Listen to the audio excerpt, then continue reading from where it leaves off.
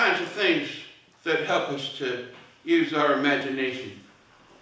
I think one is, first of all, a great line from the Old Testament that David, King David, David of the Psalm 23 David who was chased most of his life by Saul of the Old Testament, who wanted to kill him, the David who killed Goliath, that David said that he had to encourage himself.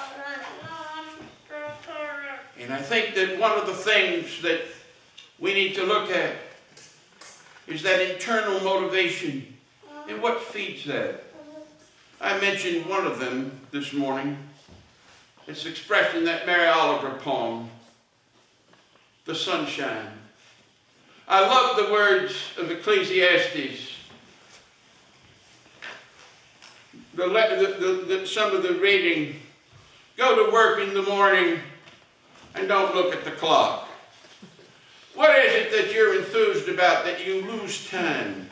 When you really love what you're doing, time is you're not watching the clock, you're involved in what you're doing. I liked what Tyson said this morning, that one of the things that you're enthused about is being with your family. What a great example that is to all of us, isn't it?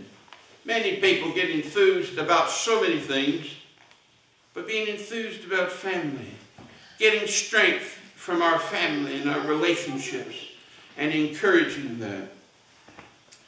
Ecclesiastes also talked about the beauty of the sunshine, and don't take a single day for granted. People who live enthusiastically look at the day and say, here is another opportunity for me to make a difference. We all make a difference, make no mistake about it. Some of us make a positive impact, and some of us, well, you figure it out. Enthusiasm is that source or that power or that spirit or that I will not give up. I remember again the words of Winston Churchill long after World War II was over, and he was given a commencement, I think at Oxford, and he got up to speak, and that cigar-smoking, defeated after World War II Prime Minister by his own political group, defeated in the elections, stood up in that great guttural English vocabulary of his that moved English people during the war and inspired them. He gave a very short commencement speech in which he said, never, never, never give up. People who work with enthusiasm like Winston Churchill can go from failure to failure, from incident to incident, to obstacle, but there is a drive within their spirit and within our spirit that says, I will not. It might have been a bad day fishing today, but tomorrow's another day.